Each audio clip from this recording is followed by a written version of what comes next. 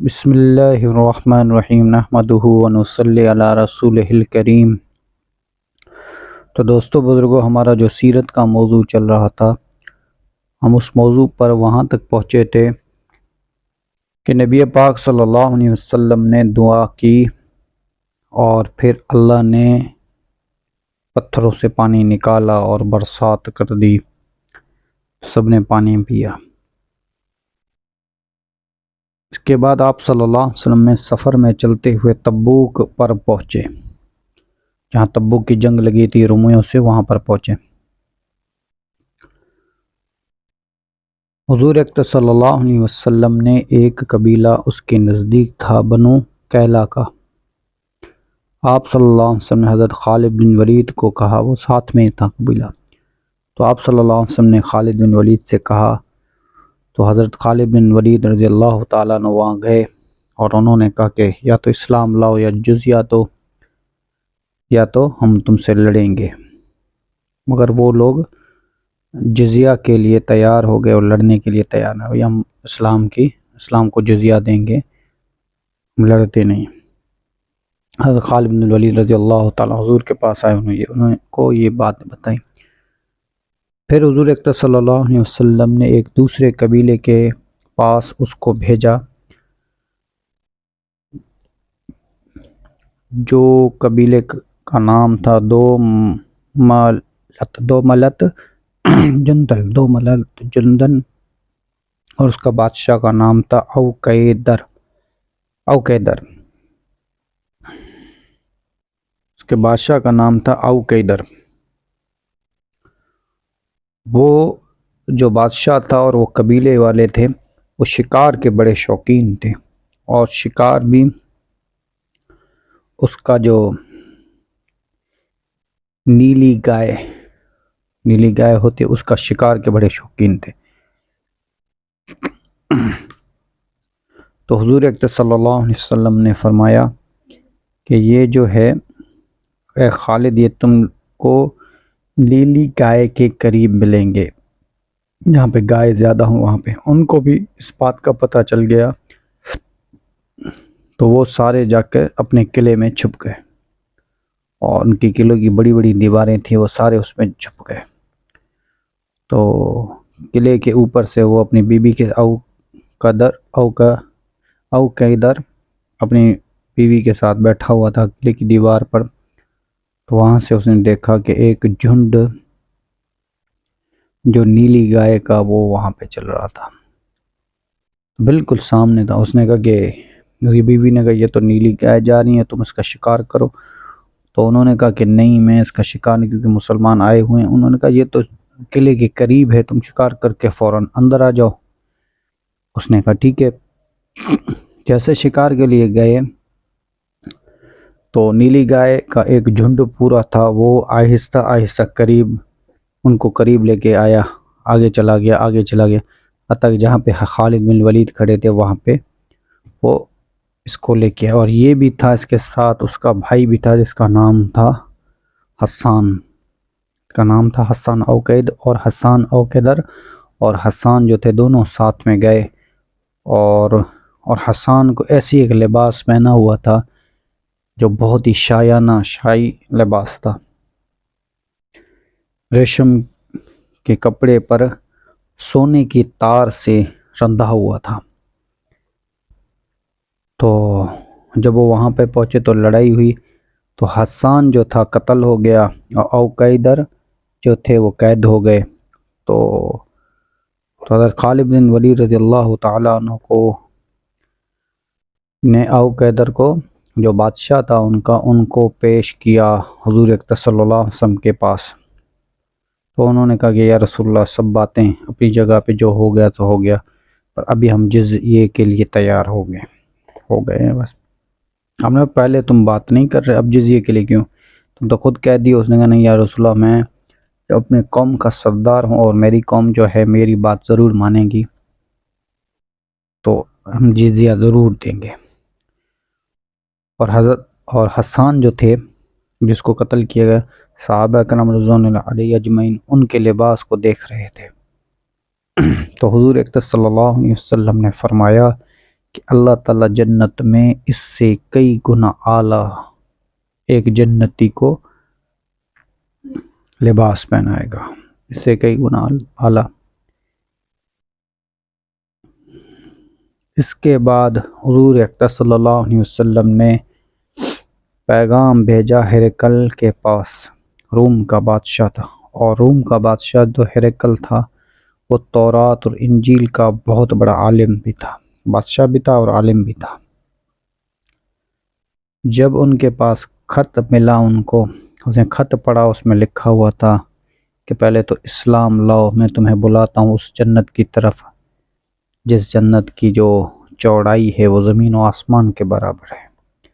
اس نے کیا کیا، اس نے سب اپنے اہل مشورے والوں کو بلایا، جس میں اس میں کمانڈر تھے، اتنے بڑے بڑے لوگ تھے، اس نے اس کو بلایا اور کہا کہ آپ سب لوگ کیا کہتے ہو؟ یہ تو تمہیں پتہ ہے کہ میں تورات کا بڑا عالم ہوں، تورات کو جانتا ہوں، انجیل کو بھی جانتا ہوں، تو یہ اللہ کے رسول ہیں۔ اب ایسے کرتے ہیں کہ اس رسول کی صداقت کو دیکھنے کے لیے ایک آدمی ایسا ہوشیار ہونا چاہیے جو حضور کے پاس بھیجیں، جو توریت کا ماہر ہو اور عرب ہو۔ تو اس زمانے میں ایک آدمی تھا جس کا نام تھا تنویخی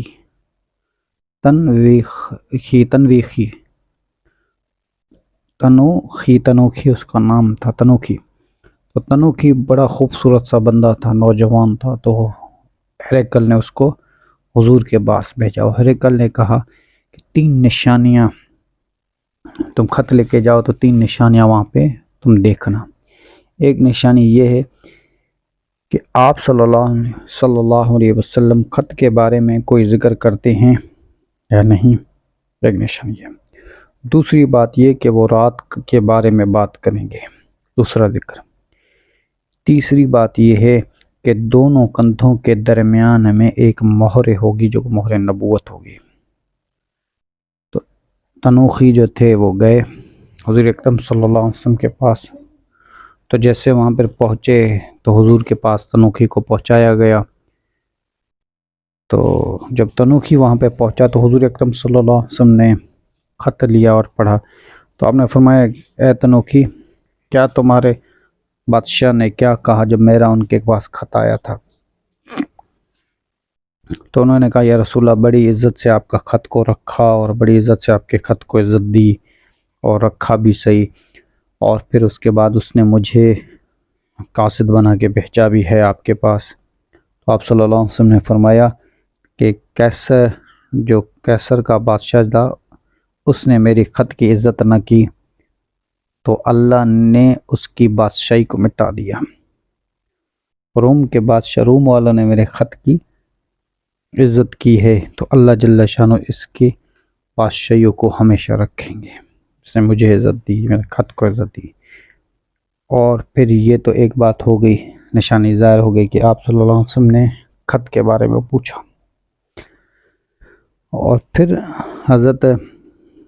پھر وہ تنوخی جو تھے انہوں نے پوچھا حضور اکرم صلی اللہ علیہ وسلم سے کہ آپ ہمیں بتائیں کہ جس جنت کے بارے میں آپ کہہ رہے ہیں کہ زمین و آسمان کے درمیان اس کا جو عرض ہوگا، طول ہوگی، تو زمین و آسمان کے برابر ہوگی، تو پھر یہ دنیا کہاں جائے گی؟ دنیا کے بیچ میں ہم کہاں جائیں گے؟ تو حضور اکرم صلی اللہ علیہ وسلم نے فرمایا کہ ابھی دن ہو رہا ہے تو رات کہاں چلی گئی؟ تو انہوں نے کہا ہاں واقعی ہے۔ اس نے بادشاہ نے کہا دوسرا بھی یہ ہے۔ اب تیسری جو ان کو ڈھونڈنی تھی وہ تھی کہ حضور اکرم صلی اللہ علیہ وسلم کی مہر نبوت کو دیکھنا۔ اس نے کہا کہ میں آپ صلی اللہ علیہ وسلم کی خدمت میں 3-4 دن اور رہنا چاہتا ہوں۔ آپ صلی اللہ علیہ وسلم نے کہا بھلے رہ جاؤ، کوئی مسئلہ نہیں، رہ تو 3-4 دن وہ وہاں پہ رہتے رہے۔ پر ان کو حضور اکرم صلی اللہ علیہ وسلم سے ہمت نہ ہوئی کہ کہہ دے کہ آپ صلی اللہ علیہ وسلم مجھے اپنے مہر نبوت دکھائیں۔ آپ صلی اللہ علیہ وسلم نے فرمایا 1 دن، 2 دن، 3 دن، 4 دن، آپ صلی اللہ علیہ وسلم اس کو بلایا تنوخی کو، کہا تنوخی کتنے دن اور رہو گے؟ یا رسول اللہ دیکھتا ہوں 1-2 دن اور رہوں گا پھر چلا جاؤں گا۔